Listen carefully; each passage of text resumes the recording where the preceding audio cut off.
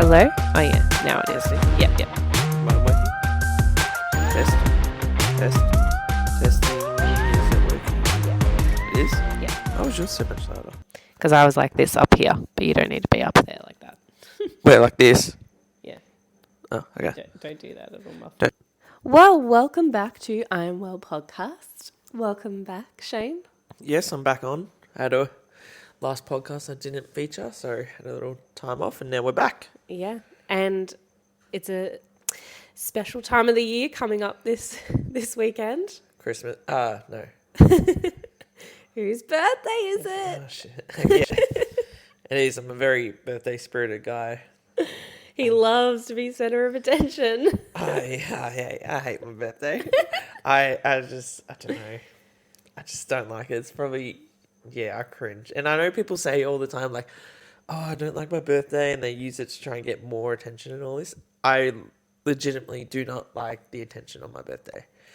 But it's That's about the kids. I use my birthday more as like the experiences and stuff we get to do with the kids and see their enjoyment.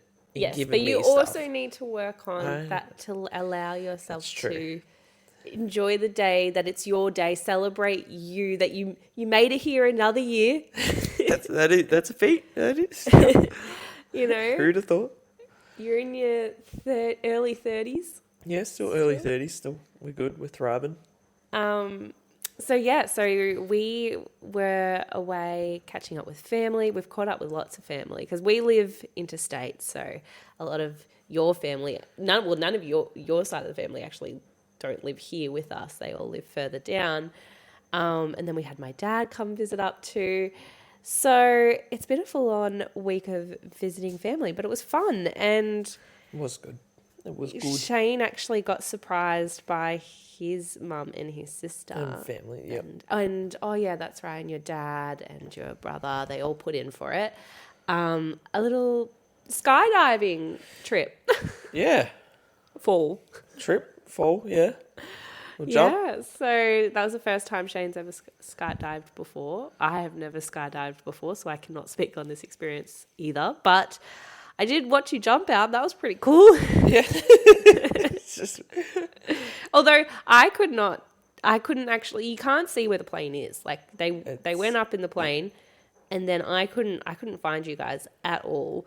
And it was so sunny and so bright. So I was just like looking up going, where are they? And then randomly you would be just that bit closer all of a sudden. I could just see you. And all of a sudden, yeah, real quick. Yeah. And I just ended up like filming everyone that jumped out of the plane because I couldn't figure out who was who because you were all like ants so far away. But it was really cool. I can't believe you did it. So let's talk on that. How did you feel before you did it? How'd you feel while you did it? This is just going to be like a fun enjoyment little part. This isn't like my spirits are awoken and all this. No, this is just the fun talking. It's all right if your spirits are awoken. No. I thought I kept waiting to get more nervous than I was. Yeah. And this isn't like, I'm really brave. I don't know. It's just, I don't know. I didn't feel nervous heading up. I was fine and just enjoyed it. And I was like, oh, cool. And then the only time I was like, ooh, like, all right, let's go, and got excited. Like, I got really excited. It wasn't like I was scared, but it was when the door went up and then probably the first guys, the solo jumpers, jumped out by themselves. And I was like, oh, crap, like, yeah, we're doing this now. Because as I went on, I was the first one on the plane. So, obviously, last one off with my instructor. Yeah. Which was super cool, which I loved, being able to see everyone else jump out. And there was a couple girls, tourists, and they went before me and they were just freaking out. So I loved heard them that. Screaming coming in. It was funny. I love that. So no, it was super cool. Went with my sister and it was cool to see like her jump out and do all that, which was sick. And then the feeling, it was like a little bit nervous like as we get there, and I was like, oh, okay, sit on the edge of the plane, like hanging out as it's going, and then obviously, and then bit nervous, and then as soon as I jumped out, got a quick bit of that stomach drop, of like a roller coaster, or you go over a big bump or something, and then instantly it was just gone, and it was like enjoying it, and I didn't have any of that fear nothing coming down. It was pretty sick, and the instructor I had was super good. Like he's done like 14,000 jumps, he said, and Yeah, so crazy. I was reading how to become a skydiving instructor because they randomly had it there while I was waiting for you to fall. And they have to, by the end of it, you have to have done at least 1,000 jumps before you can become an instructor. And it's so rigorous. Like they have to do the training first, and it makes sense, obviously. But wow, like 1,000 jumps, like I just can't even comprehend that. 1,000 times falling out of the plane. To be an instructor, that's obviously what you need. To do a solo, because I was looking, obviously did it, and then I was looking at it a lot, like, oh, like, I really want to do, like, a free skydive, which is solo by yourself and all that, but it's like $4,000, and I was like, maybe. What? Oh, wait, to do it? Yeah, but so do you have to have, how many minimum, do you know the minimum amount of jumps so you have to do? it's a course, so it's like a, so there's a 9-stage course, which ends up being, I think it's 9 separate jumps that you have to do. And you can only do a maximum of 3 a day. Yeah. And they sort of say try to space it out over like a week or 2 weeks. Right. And then obviously with the instructors, the first jump, and then after that you sort of build, and it's like, okay, by like the 4th, you just with one instructor, and then sort of like they do it in like steps. The first 2 days are like theory and all that. Well, you could eventually do that if you really wanted to. Like, that's what we're talking about. That. And I was like, yeah, I shouldn't. And I was like, it would be really cool.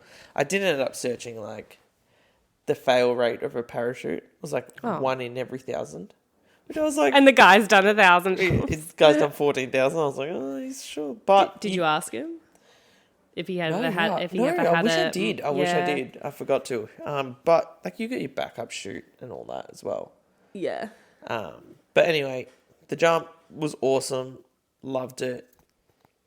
The only thing was sort of painful was, when pulled the chute, and it's sort of, because you're in harness, it just cuts off circulation to your legs. Yeah. So that sort of bit uncomfortable, but nah, we were all good. We still made it. And what did I love? What I didn't love. I realised as soon as we pulled the chute, I didn't love the feeling of not being in control. Yeah. How interesting is that?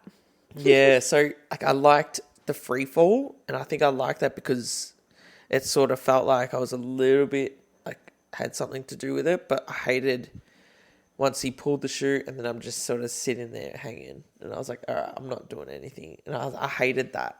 And hate to get all, because you didn't want to go like all metaphorical and everything, but that's like why you get frustrated with your own life sometimes, like because you want to take control, and sometimes things are out of your control, and when they're out of your control, you get frustrated. Yeah, it's like... Boom. Maybe not, okay.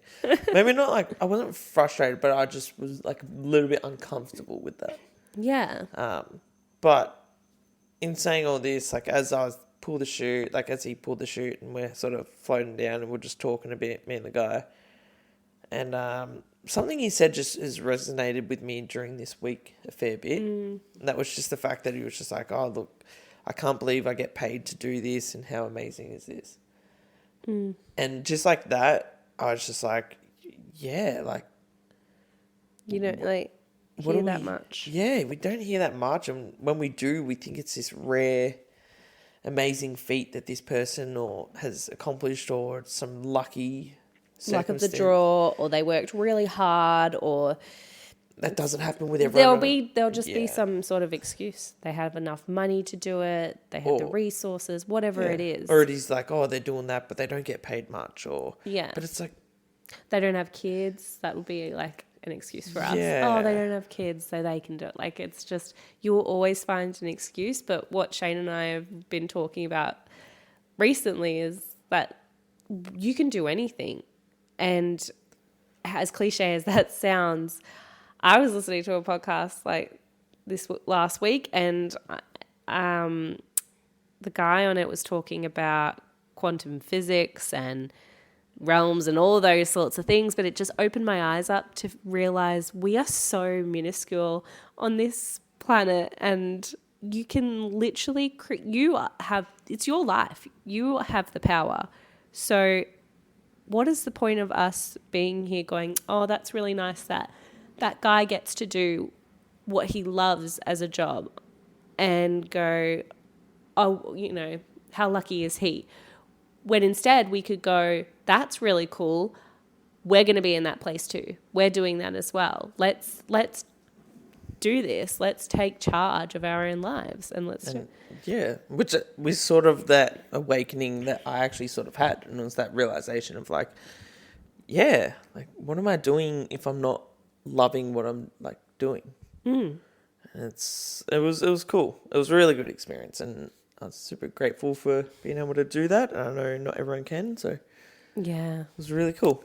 I thought, like, on the way, I thought, oh, I could do this. Like, it's not that scary. I wasn't scared at all when we were down there waiting for you. And then it wasn't until I thought, like, tried to actually put myself in your shoes going up in the plane. And once you get to the top and then they open it up and then they're like, okay, jump out. How weird that sounds in my brain and pictures in my brain. Like, oh, you're going to jump out of a plane. Like, I've only ever been on planes that you sit in and you just fly from one destination to another, but they're going to tell you have to jump out of the plane. So trying to actually put myself in those shoes and go, actually, yeah, I think it wouldn't hit me till I got up there that I would be, like, my brain, which is natural, I guess, but my brain would start freaking out going, wait, we don't jump out of planes, Gemma. Yeah. This isn't natural. I think it was obviously easier because I didn't decide to leap out. Like, I was sort of strapped to a guy, so it was like I didn't really have control. I think it would be super daunting for your first free one skydive by yourself. And you got the instructors, but you're by yourself. Yeah, obviously, there's all the training and stuff they do for a reason. So, but still, I don't think it really helps you that much. Speaking to my instructor, he actually did say like he still gets nervous going to jump, but it's not like it's not like nerves about whether he's going to die. He goes, I know I'm not going to die, but it's more nerves about like, okay, I'm just excitement nerves and getting ready to do it. And but then in the same sort of context, he sort of said if he doesn't go out and do a jump, then he gets antsy at home. Yeah. So he sort of said he needs that release. Otherwise, if he's at home, his wife will say, hey, you need to get out the house, go do a jump. Because he said once he comes back from doing that, he's relaxed, his mind's clearer, he has a good perspective on things. And I totally got that, because even from me doing it, I come out of it and your perspective sort of changes. And I guess it's like any cool new adventure or a little feat that you do. If you go and run a marathon, your perspective on everything changes, and you're not looking at it like, oh, like I've got to pay that bill right now after you finish a marathon. You're thinking, how amazing is this that I just did that, and I've got the support here, and I can't wait to do something like this again. You're not thinking, oh, that bill, I've got to sort that out on the way home after running this marathon. No. I think it just also, to go off that, puts you in a different environment, because I know this isn't as crazy as jumping out of a plane or anything, but just going for a walk. Yeah. That takes me out of, being at home with you and the kids, and the kids are throwing things around. Everything's chaotic and messy. We just got home from work. We're trying to get dinner ready and stuff. And then you're like, Gemma, just go for a walk. I go for a walk outside and it's quiet. It's peaceful. The sun's shining. I'm getting that vitamin D. I'm feeling so much happier. I'm going past people. I'm giving them smiles. And I just am allowing myself to just think for a bit and go, oh, okay, this is really nice. Like, there's people out here, and I can't believe how lucky we are to live here, and look how gorgeous this looks. Yep. It just puts me in a different environment. So it doesn't always, I guess, have to be like that adrenaline thing, but it also, I think, going off that, it is just sometimes just taking you out of a different environment changes your perspective. Yeah, but then we're all different. So it's like, some people need that adrenaline to actually put their mind at ease and all this, and other people need that totally quiet space and maybe just a meditation, and that takes them there. So I think it's about finding your sort of safe comfort zone that brings you back down. Mm-hmm. So funny, jumping out of a plane, safe comfort zone.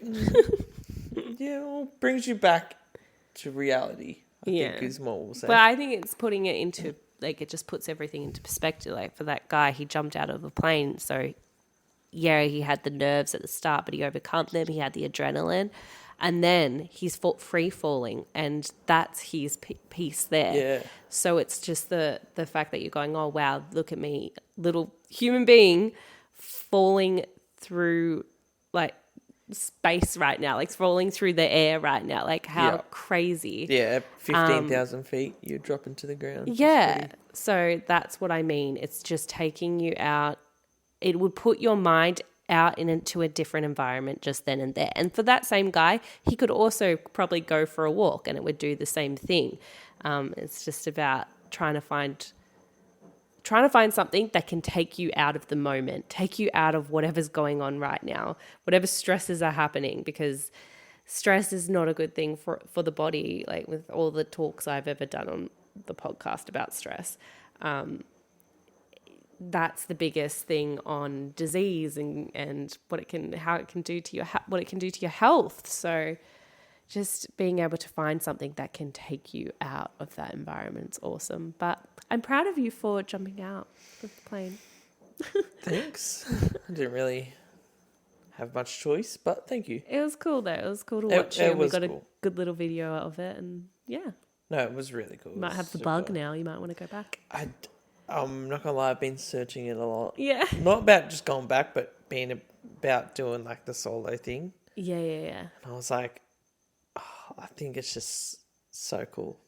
Yeah, well, if you think it enough, it'll probably happen. It's true. That's what I've been on so much, like just thinking, as I said, I've been listening to this podcast and this guy, his name's Billy Carson, but a lot of people speak about manifestation and they speak about if you truly believe it, you will receive it and things like that. I just love when you have someone on that talks about science and talks about quantum physics and things like that, because it's so much that my mind can't comprehend.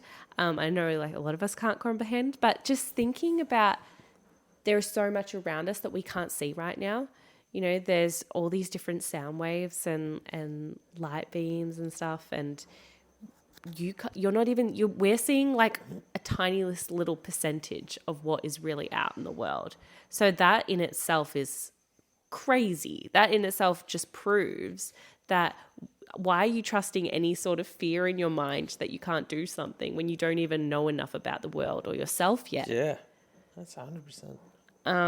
It's crazy. Like there's so much information within us too that is stored inside our bodies that we don't even know about. So how can you then say, oh, I'm not good enough to be a skydiving instructor, or I'm not good enough to do something that I love, when you barely even know what knowledge you have inside of your body? You have no idea about yourself yet. And that's what I think has like instigated since you like skydived, that you just want to find out more about yourself now too. Yep. I think, yeah, it's for sure. And it's sort of like me. I'm still trying to find what scratches that itch.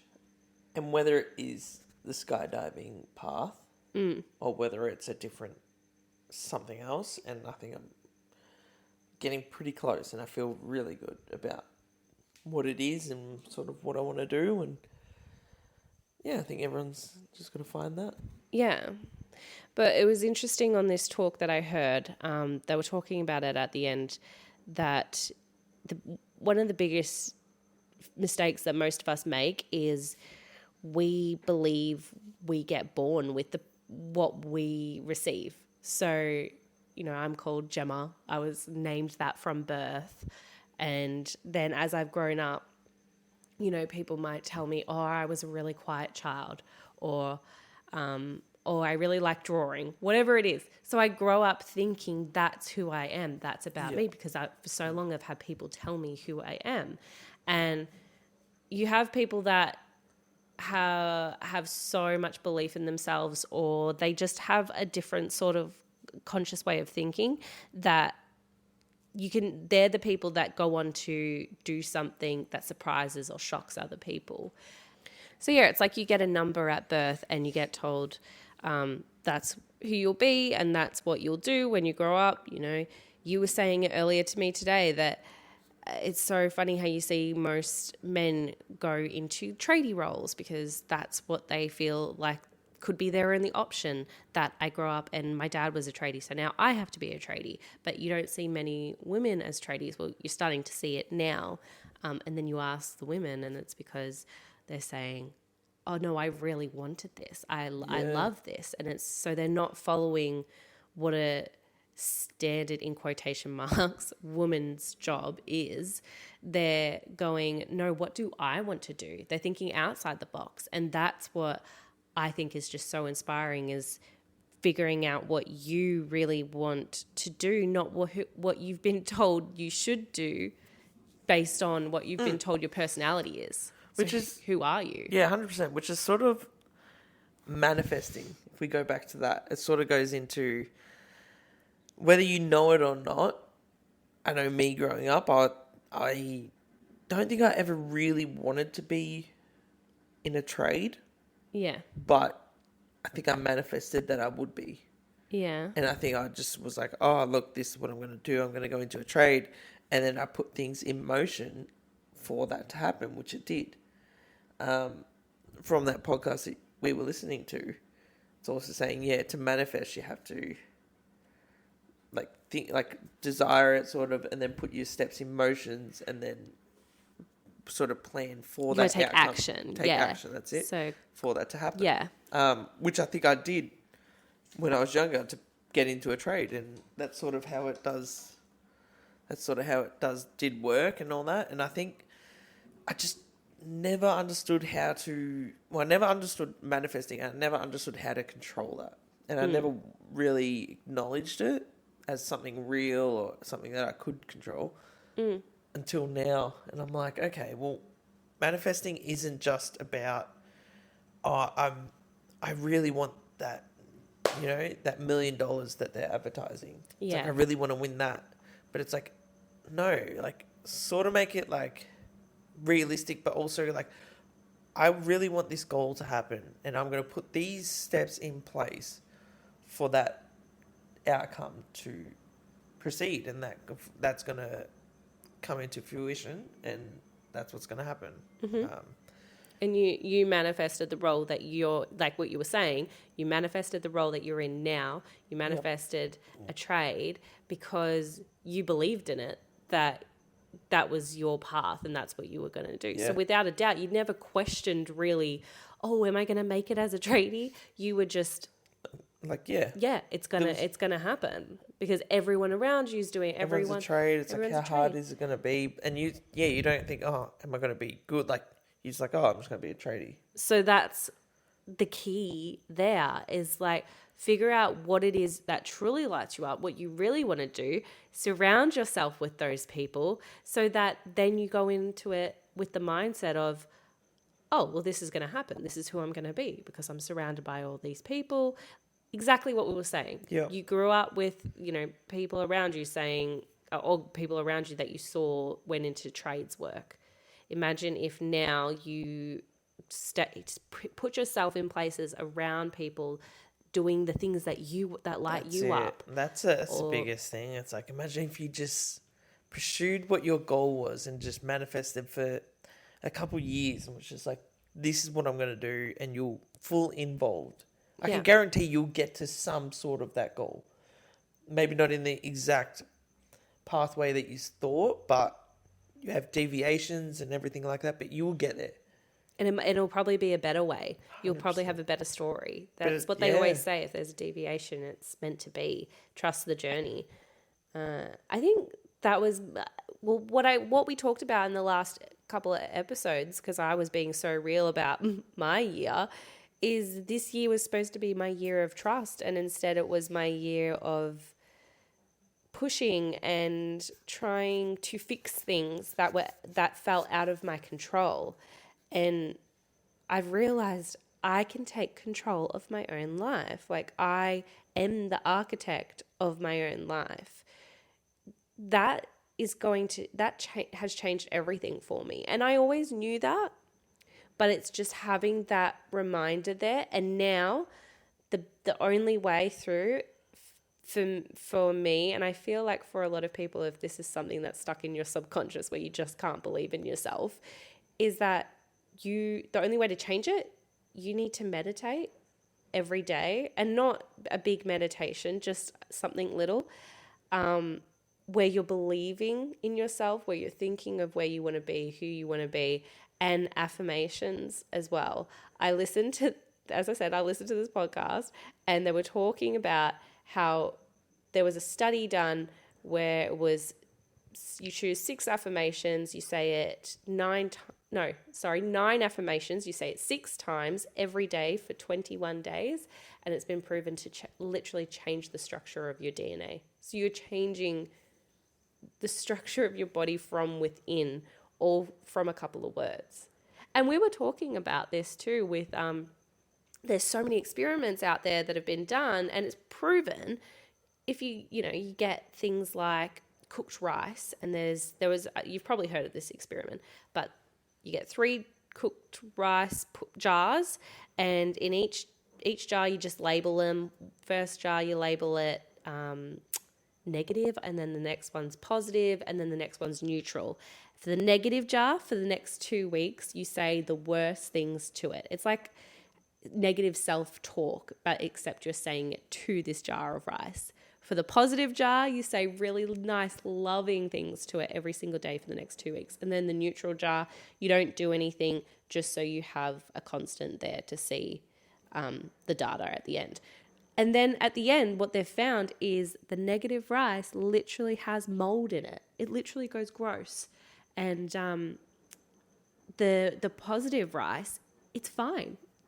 There's barely anything to it.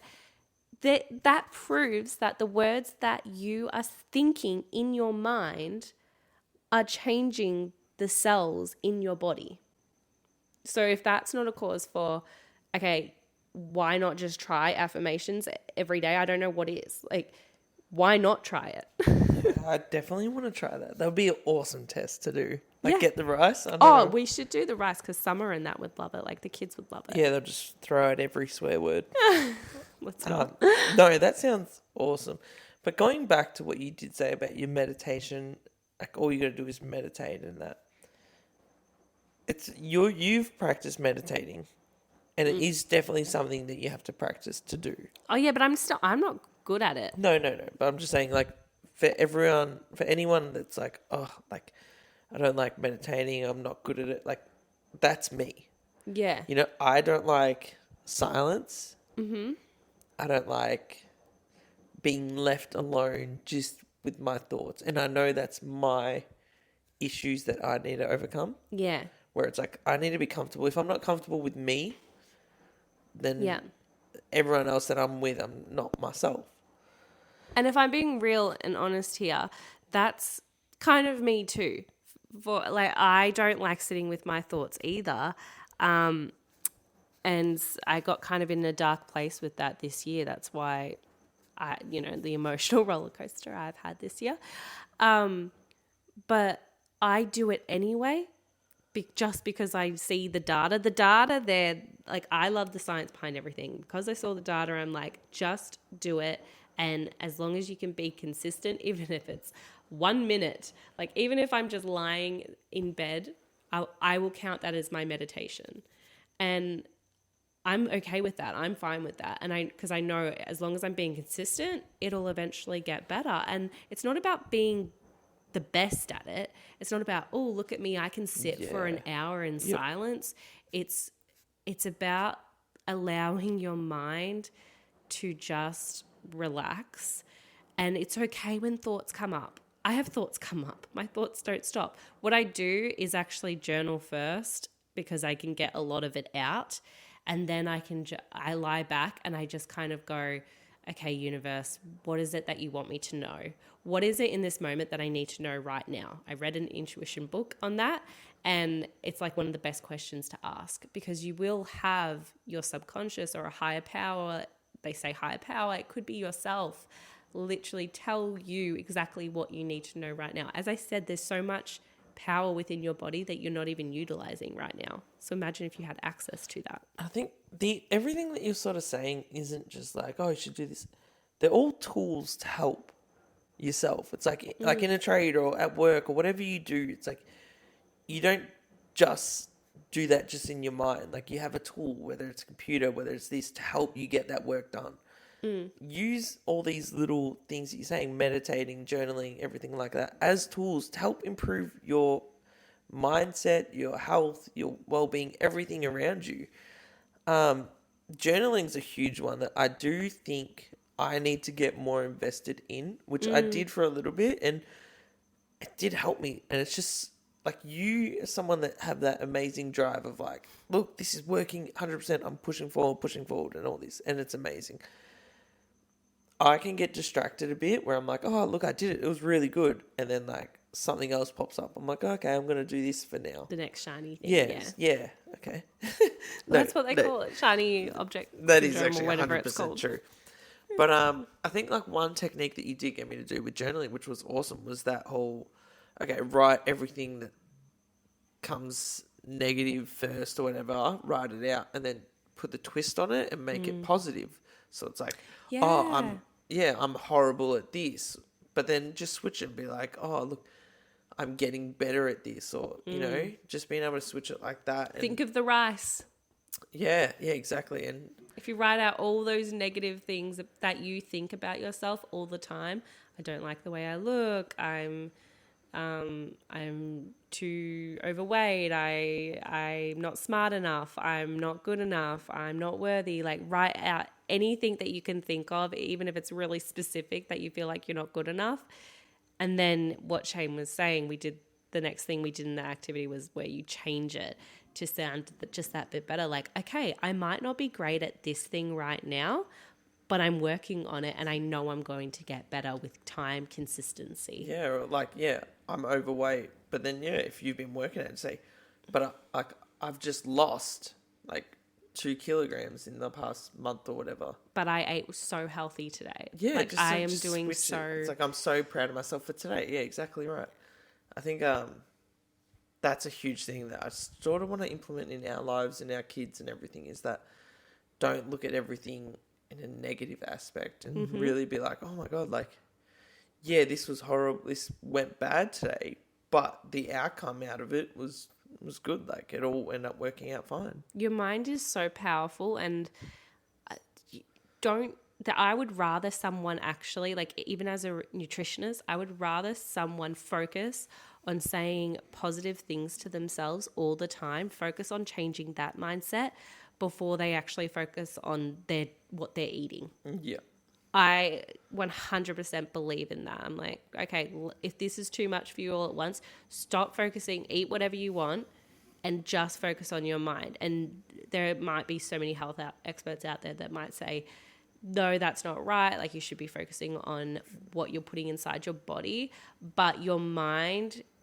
There's so many tests that have come out where people have just thought about putting on muscle and they put on muscle.